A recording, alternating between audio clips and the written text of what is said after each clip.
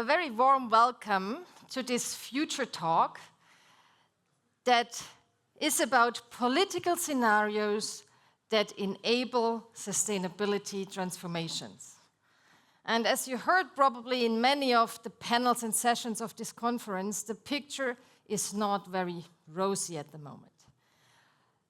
The world faces more wars, social cohesion is in decline, and a wave of autocratization is hitting many societies around the globe, all of which hamper sustainability. At the same time, there are good examples of effective sustainability policies, and that's exactly what this future talk is about. It's about the political preconditions of sustainability transformations. And I would like to kick off this future talk with two observations, and let me see whether, that went too far. I hope you can see this. So the first observation is that change is possible, and I'd like you to focus on the red lines. These are trends that show how individual liberal rights and rule of law developed since 2000. And as you can see, there's a sharp decline that is continuing as we speak. But the good news here is that there are possible scenarios, and that are the colored lines that go up, that if we think in a if-what rationale, if certain policies are implemented effectively, the line goes up. So a sustainable future is possible, although I have to admit that these IPCC-adapted scenarios are still too positive, but they help us to think constructively about the future. The second observation is that SDG 16 matters. So it does make a difference how political institutions work. And in a very simple nutshell, the more inclusive and accountable, the better the sustainability outcomes. And this is what the science in the joint reports of UNDP and IDOS and in the reports of IDEA show us. But now I would like to come down from this general picture and talk about real-life experiences and solutions of what kind of politics for sustainability we envision here in the room, but especially our panelists. And I asked each panelist to share his or her vision, to share the path how to get to that vision, and then also to share how to overcome the challenges in the way getting there. And actually, I could not imagine a better setup or lineup for this panel, because our panelists come from different sectors, from civil society, business, international, and global governance, and they all have a very serious, long-standing background as active politicians as well in their respective national governments and parliaments. So let me first welcome Annegret Kramp-Karrenbauer. She is the chair of the Commission A Changing World, Germany and the Global South of the Global Perspective Initiative, and she served as Prime Minister of Saarland and held various ministerial positions at national and state level in Germany. Welcome to the stage.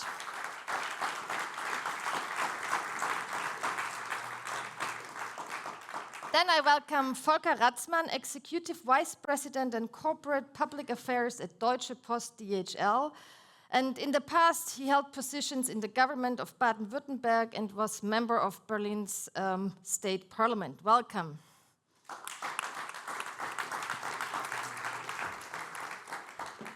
Jessica Corredor Villamil is a human rights advocate working as Chief Officer for Advocacy and Solidarity Action at CIVICUS. She has long experience working in academia with international and national NGOs and as a human rights consultant. Welcome, Jessica.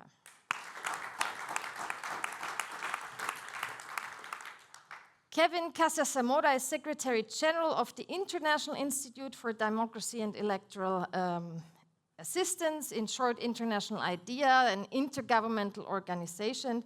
And he has been working on democratic governance as a scholar in renowned academic institutions and as a public official, as minister in the government of Costa Rica and the Organization of American States. Welcome, Kevin.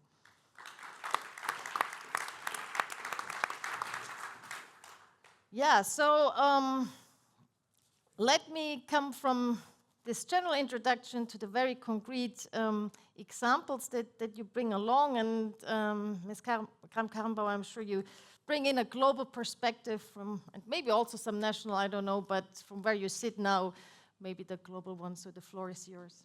Yeah, thank you. I try to do this, and I try to do this in 3 minutes. It's quite a challenge.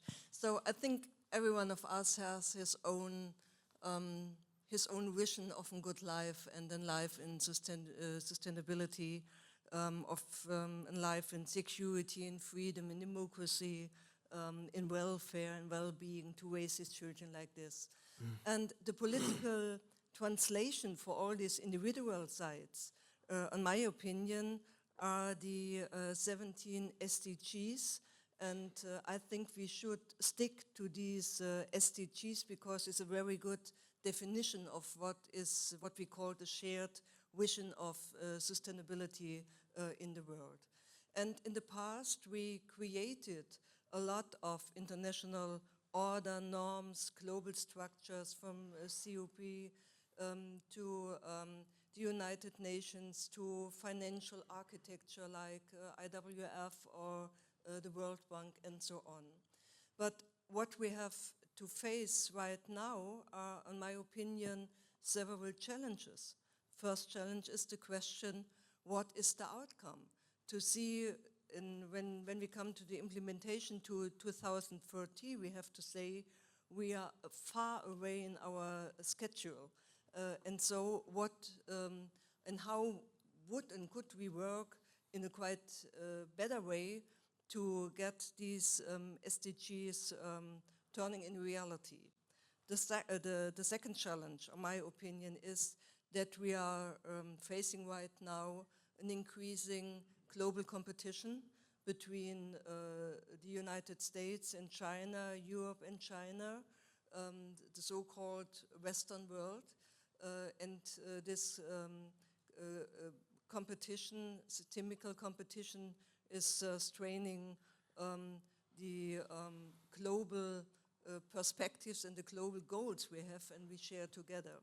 We see a lot more of conflicts like the Russian full-scale war of Russia in Ukraine. We see the conflict in Gaza and so on. And we have this tendency to say, okay, it's more important right now than to deal with sustainability or climate change or other things. So what we have to ask ourselves is, what can help us to overcome these obstacles and these challenges? I think first of all, and it's very sad and sadly to say this, is that we have now a situation that the impacts and the consequences, especially when it comes to climate change, are remarkable in all parts of the world. There is no one, given in the United States, in Europe, in Africa or other parts of the world, that can say we are not, we see not an impact of climate change. And this is another situation than we have some years ago, because there is no discussion, is there such a kind of climate change or not? And I think this is a common ground we can work together and take a path forward. Secondly, if you have a difficult situation when it comes to formal structures, when it comes to cooperation between governments, I think that civil society, I think that science and science cooperation and other cooperation platforms like GPI or others have an increasing task to hold a network, to build a network, to hold a network, and to influence a political discussion. And this is, I think, one of the best outcomes of democracies, that you always have the possibility that discussions coming from civil society and organizations, NGOs like this, can influence official politics. And so I think this is a chance we have to face and we have to use to create a better path to make 17 SDGs and to turn them into reality.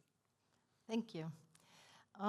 You talked about civil society, about science, but there is another player in the equation, so to speak. Volker,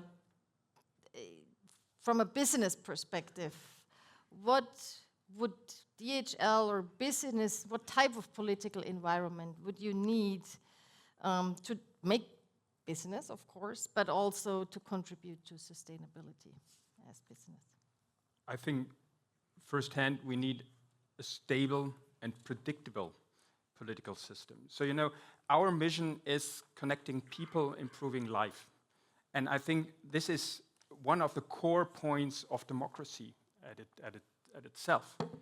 And doing that in a sustainable way, providing connectiveness in a sustainable way, requires a lot of investments. So, and I always compare the transformation we are facing with the Industrial Revolution that we have in the last centuries. So, and this requires, as I said, a lot of investments. We operate in nearly all countries and regions of the world, in all jurisdictions and all governmental systems. And what we are seeing is that we have to convince the people to buy what we are offering in a more sustainable way, and we have to give a lot of money to those countries. And doing so in electrification of our fleet. So we have already, or we want to have 60% of our global fleet, which is more than 100,000 vehicles, being electrified. We want to reduce our footprint in the aviation sector, which requires 30% alternative fuels by 2030. So you can imagine this requires a lot of money and investments. So what we have to do is to invest a lot of money in the countries all over the world. I think just looking at the climate protection and environmental protection system, you can do this also in non-democratic systems. Look at China at the moment. Who is providing all the technologies for the world in the vehicle sector? It's China at the moment. Look in other technologies. So this is, looking at this point of sustainability, I think we can also just reach and achieve our targets in those systems. The social and the governmental pillar, being more democratic, convincing people, implementing those technologies in a sustainable way requires much more democratic systems. So I think that we should, you can't just turn all points of sustainability versus autocracy and saying only in democratic systems you can develop those transformational pathways, but to have it long-term implemented and adopted, this requires a democratic system. And I deeply believe that in keeping up the globalization and fighting against protectionism, which we see at the moment all over the world coming up, this is what we have to achieve, keeping the world open, keeping the people connected, and this will help to democratize the whole world in a global manner. Yeah, thanks a lot. Sometimes it's really hard to be moderator back because I would have, of course, a comment. But so I think stability, predictability are two key buzzwords, and that on the short run this is possible in autocracies, and on the longer run for implementation democracy is needed. I'm sure we will discuss this later in the discussion, but let me now give the word to Jessica, who has civil society perspective and maybe a different view on this. Yeah, thank you, Julia. So I would like to start with what is obvious, and that is that we are not on track with the SDGs. that civil society is under attack and that civic space is currently at its worst since we at CIVICUS started monitoring in 2018. So according to that monitor, we currently live in a world where only 2.1% of the population live in open spaces. In 118 countries, civic space is closed, repressed, or severely narrowed. Restrictive laws against CSOs, suppression of protest, detention of activists are currently that playbook that is spreading like a disease, even to previously well-established democracies. But despite these challenges, civil society demonstrates resilience, holds the line, and makes a difference, and remains really vital in maintaining hope. So the world is currently in a very dire state. You mentioned that in your introduction. But it would be much worse without civil society. So I think civil society should be empowered, operating freely to advocate for democracy, for human rights, for climate change, for social justice, and also for the rights of the most marginalized communities without the fear of harassment or violence. A robust civil society strengthens democratic governance, but also enhances transparency, reduces corruption, and shapes policies to address the most pressing challenges. So we should be also emphasizing in locally led development as a fundamental shift, and that is done through grassroots organizations, civil society organizations, community-based organizations. Those sustainable solutions must arise from the communities that they affect, allowing local knowledge and priorities to drive tailored initiatives.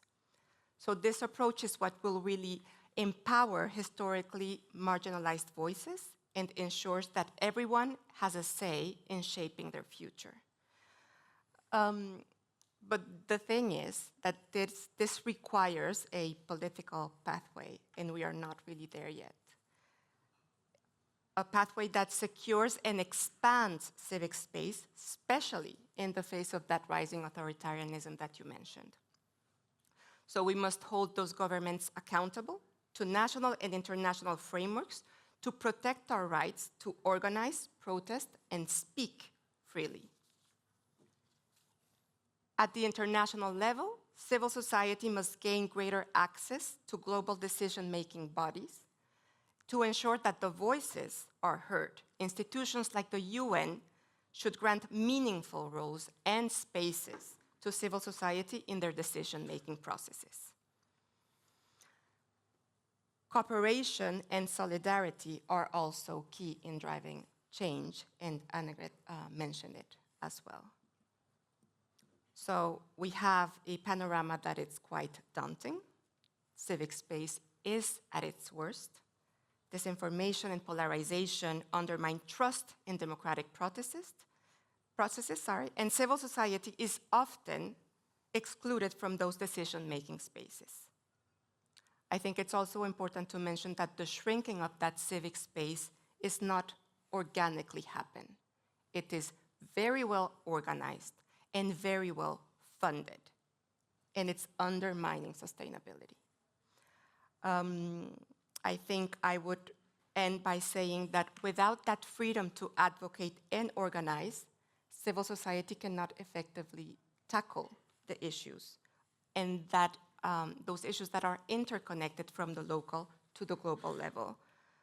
So the way to democracy, in our view, is, in sustainability, is to listen, work with, and enable civil society. Thank you. So if I got you correctly, the idea is that democracy would enable civil society to contribute effectively to sustainability. So I think this is a good bridge to Kevin, whose organization aims at supporting those systems that are stable, that are predictable, that give space to civil society and have accountable institutions. So Kevin, what is your take? Well, thank you, Julia, and thanks to the organizers as well for this kind invitation. Look, a couple of weeks ago, I had the great privilege to speak at the Summit of the Future in New York. And there, I made the case that democracy is not just a possible pathway to a more sustainable future, but is in fact our only option. You know, for starters, democracy is the only political system that fully respects the UN covenants that underpin the human rights system. It is also the best defense against the emergence of the killing fields in Ukraine and the Middle East, in Sudan and Myanmar. If sustainability includes human dignity, if it includes peace, as it must, then sustainability also includes democracy. I am also convinced that sustainability and democracy are also intertwined on environmental grounds. Since the introduction of the UN Framework Convention on Climate Change 30 years ago, the 10 worst performers on emissions have been non-democratic regimes. Of the 10 countries that reduced their emissions most in that time, 7 are democracies. This is not random. I'm not claiming that democracy offers a golden ticket to sustainability, but it does help. And let me share a few thoughts as to why this might be the case, as well as about the challenges that remain. I'll offer 3 ideas about why democracies are well placed to address climate change. First, the free flow of information in democracies helps make political leaders and citizens better informed about policy options and hence correct course. Second, public oversight through effective political opposition, the free press, and an active civil society improves the accountability of policymakers and of corporations too. Third, a more open decision-making process adds voices to the table, leverages the insights and capacities of diverse stakeholders, strengthening climate policies and increasing their social acceptance. Ultimately, what I'm articulating here is the well-known notion that democracy has the capacity to self-correct. Authoritarian systems may be able, in many cases, on a good day, to act quickly and stay the course, but they are also brittle and prone to catastrophic mistake. To use Amartya Sen's old insight, democracies are better for sustainability for the same reasons that they are better to prevent famines. On the flip side, of course, democracies face real structural challenges in addressing sustainability needs. Democratic election cycles may be at odds with the long-term approaches required for effective climate policies. Meanwhile, the very same models of public oversight and deliberation that are among democracy's best assets can slow governance processes and make political decisions vulnerable to their capture by vested interests. But most of all, I'm concerned about the impact of polarization on the workings of democracy. Sustainable policies, not just when it comes to climate change, in all fields, require broad-based social and political agreements that can provide continuity and prevent the abrupt policy shifts that are kryptonite to sustainability. If we start seeing our political adversaries as enemies, the big agreements that we need to solve big problems sustainably become impossible. If we care about sustainability, lowering the tone of our political debates is of the essence. Thank you. Yeah, thank you very much, Kevin. So this is a very broad picture now, and I'd like take 5 minutes before we open to the floor and ask you for more a short-term perspective. So I think all agreed that accountability is necessary because it brings predictability, for instance. So now we know that autocratic regimes rely on accountability as well in order to function. We see democracies where, especially in rich OECD countries, people start to go to the streets because climate reforms or the sustainability transformation hurt their consumption, their own consumption and their own lives, and they go to the streets, and there's a certain limit. There's a lot of studies and experiments out there showing that there is a connection between challenging democracies in long-established democracies and such a transformation agenda. So at the same time, there's evidence that we need these inclusive institutions. And I would even go far, and if we look at the 17 SDGs, inclusive institutions and maybe even democracy is part of the SDG agenda. So my question for the four of you is, and maybe we go in the same order, is in the short run, I mean, you gave that long-term perspective now. In the short run, what is needed? Choose the level you want in global governance, national, local, for business environment. What is like the one reform in 3 sentences that you would suggest to achieve SDG 16 and with that achieving sustainability? So I'm very careful to talk about the one solution because I think it's always very difficult to say there is just one solution that will bring all to a good end. So in my opinion, what we need is, on the one hand, to make sure that an entity like the European Union, with a lot of influence in a positive sense and could make a great impact on the international debates as well, remains a strong and open and democratic entity as well. And there are pressure coming from within. You talked about this. And the second what I would like to say is that we see in a lot of terms a kind of international architecture coming to the finance architecture or other decision-making process. That is the result of the discussion after 2 world wars and after the situation and the power shift and the majority then. And now we see a shift in this situation. We see new powers, democratic ones, but authoritarians as well. We see a lot of developing countries that are saying in these systems we have not enough possibility to have can make some impact, to have an influence.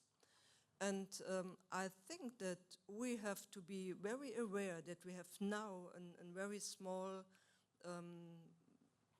a very small window of opportunity, given the time, that from a European and so-called Western perspective, we could create and change there, reforms there, with create more inclusive decision-making process and so on.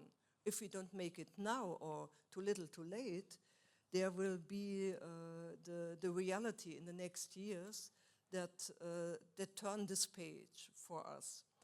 And so I hope that we have the strength and that we are political scene wise in us to make these reforms right now. Thank you. Well, I agree. There is no one solution. And the deep changes we are facing, the disruptions we see geopolitically, aren't going to be solved by one reform, national, global, or whatever. What are we facing, I think, is we left a world, especially from our perspective in Europe and in Germany, where the US provided military security, the Russians provided cheap energy, and the Chinese provided cheap goods. So this is gone. So we have to organize the world new. And then we have the upcoming countries, the upcoming continents like Africa and even from the East Asian world. So we have to deal with that. And I think this only can lead to a better world and saving sustainability developments if we collaborate. And I think cutting all the discussion lanes we have with the other world, cutting the connectiveness that we have, will push us back in our own small nations, regions, and this will hinder us. So I think being open, going towards the other region, going towards the other governments, talking with them, trying to have agreements, trade agreements, which are definitely become more and more important to keep the world open, is what helps us to develop in a sustainable way. Just one word to the grassroots. I think you are absolutely right. If you don't convince people to change their behavior, if they are not convinced to change their behavior, they will not adopt another way of living, producing, and behaving in the world. And I see it. We see it here in Germany with some legislation which are not adopted by the people, and you can just order it from top down. It won't work. So, but you have some areas where you need top-down decisions to provide all the technologies that we need, and this requires a lot of investments, as I said in the beginning. So I think coming from the grassroots in changing behavior is one step, but you also need to provide the new technologies and what the people need to live in this more sustainable world. I think future is real, and it's now, and people are living here and now, and they do their decisions now, and they want a better life, and they don't want predicted that paradise is coming in 10 years. So therefore we have to provide them with what they need to live a better life. Jessica. So again, I think it's difficult to come up with a very concrete short-term solution, but I do believe that we as civil society organization or as the civil society movement are going towards a direction that is around strengthening that solidarity, strengthening coalitions and networks. I think it's about how we used to be working everyone in its own kind of domain. I defend women's rights, I defend environmental defenders' rights. Now we are more thinking about the importance and the interconnectedness of all of those different struggles. So I think that would be one of those. And also there's an interesting shift right now about how we are as international organizations, NGOs, collaborating with more local and smaller organizations, and how it is important to shift the way we have been working, power shifting, how the funding was going to huge NGOs, and then the importance of also funding the smaller NGOs, the ones that are on the ground, doing capacity building, strengthening. Because if we still want to. Sure.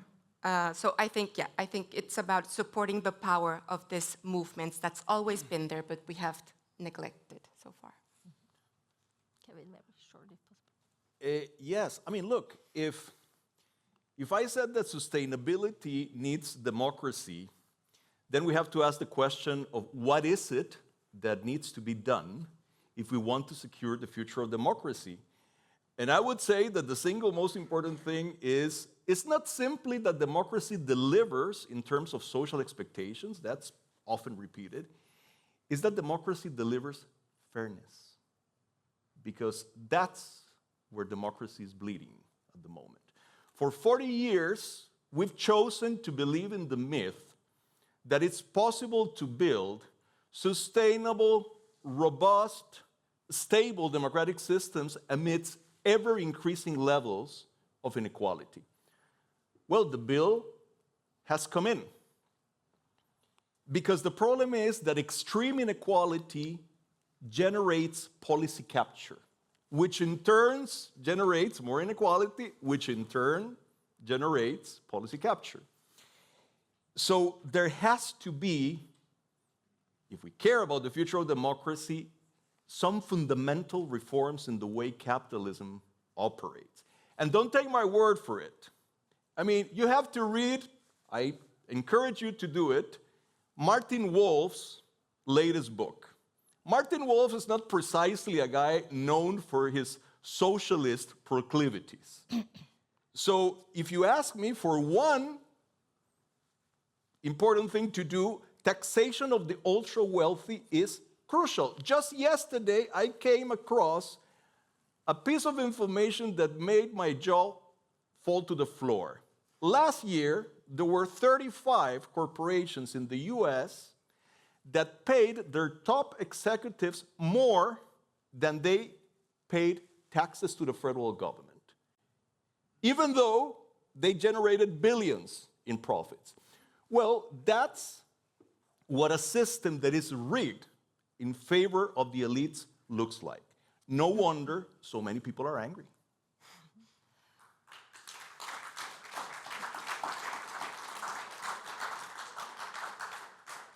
So the floor is yours now to challenge the speakers or ask questions or comment and share your observations.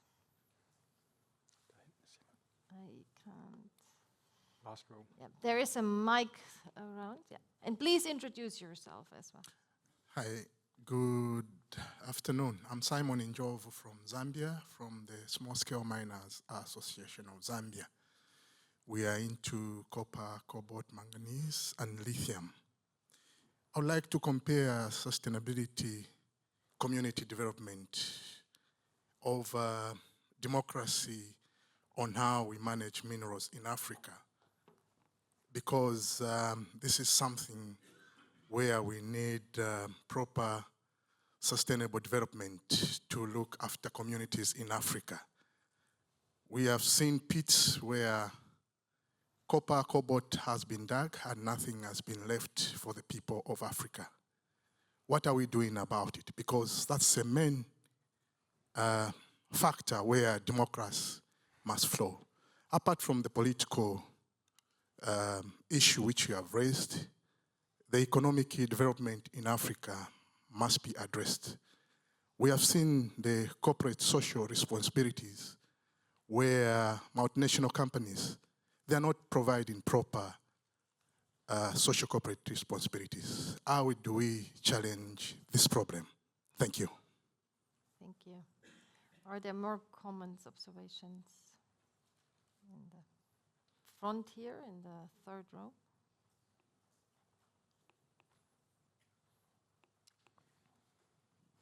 Thank you very much, Jörn Grevingholt, Brot für die Welt, Bread for the World. I had a very provocative question when I listened to almost all of you. Kevin Casas-Zamora actually raised it.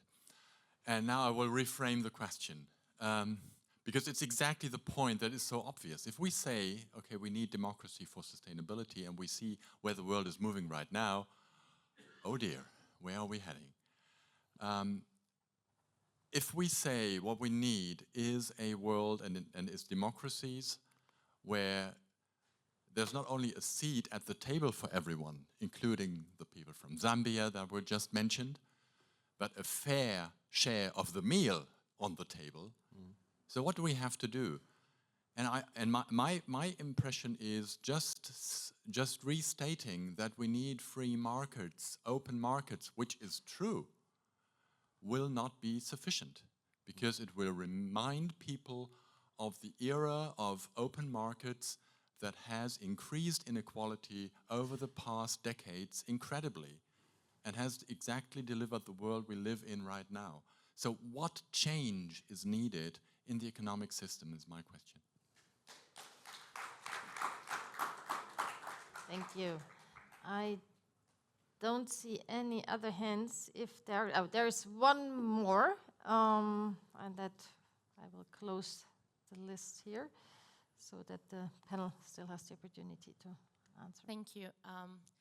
Hi, I'm Karin Adams. I'm from Transparency International, but I'm also Brazilian.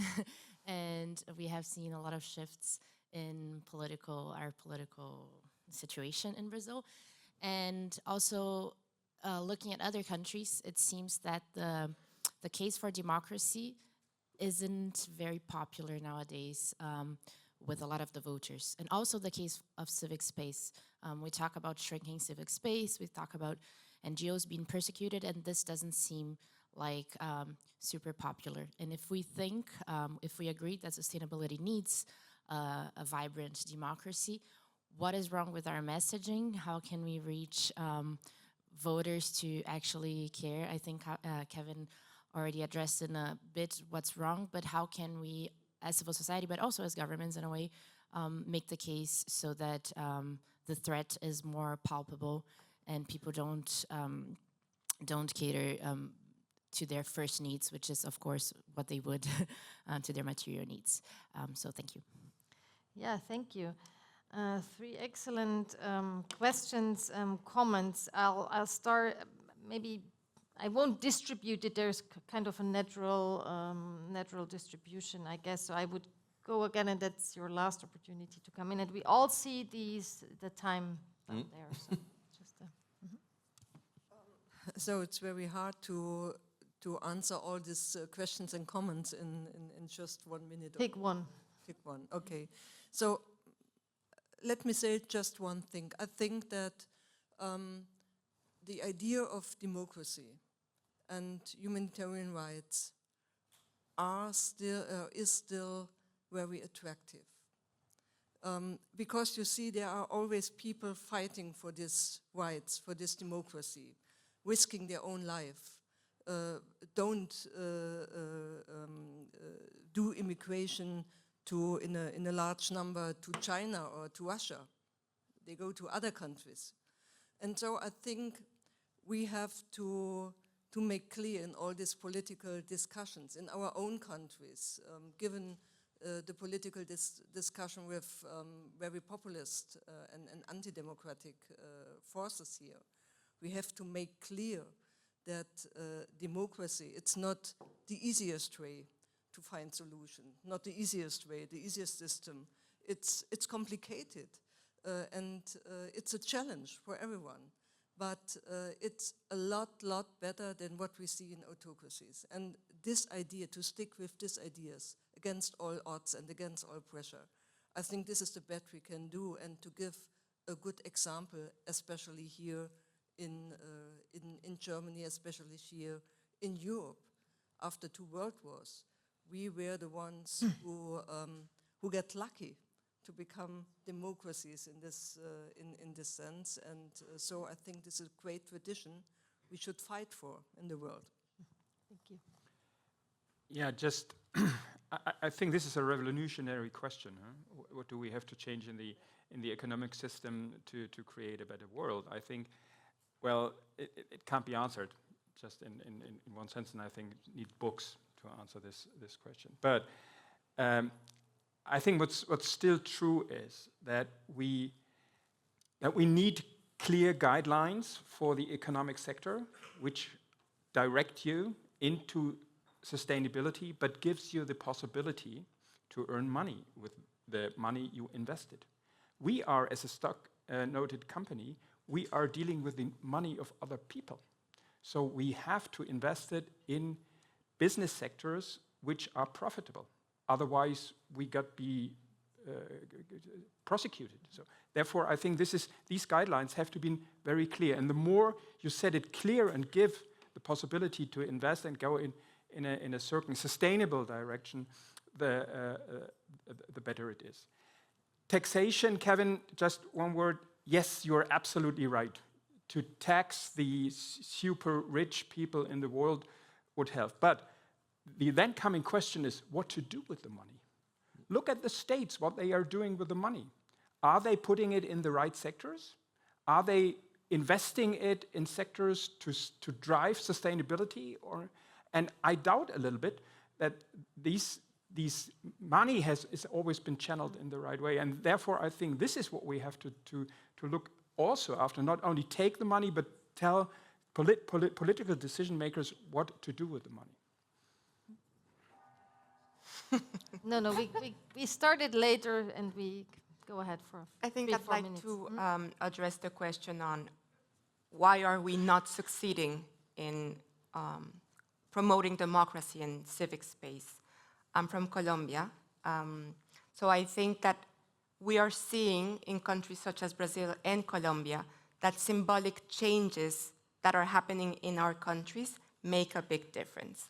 I think I would start by that, but also to add that we need to also rethink the way and the narrative that we are sending about democracy, bring institutions actually closer to the people, and especially because the young generations no longer believe, because too many promises weren't taken by actual democracies as we see it. So I think it's about how we need to rethink the institutions, the democracy, and make people own it and be really a part of it. I mean, look, I mean, I guess I said my piece, you know, during my rousing speech. I think the crucial thing is to make it more likely that democracy delivers fairness. And that means taking the question of inequality very seriously. And that means very concrete things like taxing in an adequate way the ultra-wealthy, closing tax havens, that sort of thing. I mean, this is important for all sorts of reasons. And in terms of the narrative, I'm not entirely sure that the case for democracy has stopped being popular.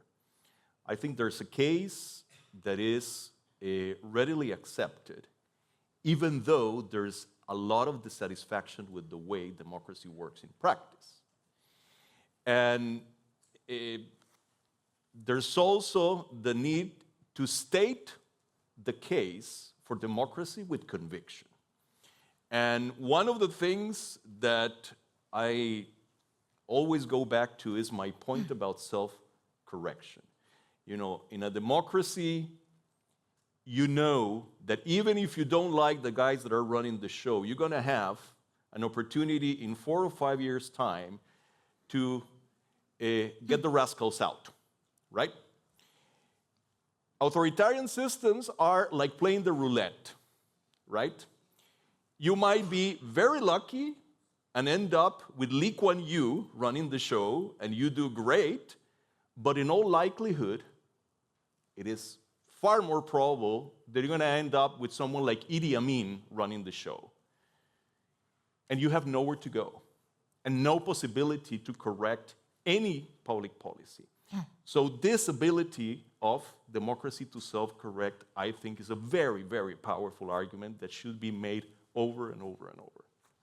Yeah, thank you, Kevin. So thanks a lot to all panelists. I will share 3 last observations before we all run for lunch, and they're short. So my first one is, I think we missed one part of the picture, or I missed to ask you about that part, and that is that this democracy versus autocracy discussion might not be helpful on the global level that you mentioned, this collaboration. I mean, democracy versus autocracy is part of the systemic rivalry. So I think in international cooperation, we have to think about alternative communication strategies. And that's a second point, I think I do see a local turn again. Also in this conference, there were so many sessions and also in the country, so there is a turn to local people and local solutions at the same time. I wonder how to make sure that they have somebody in the national government to hold accountable unless we have a real revolution of our political systems and as they are organized in the world. And the last point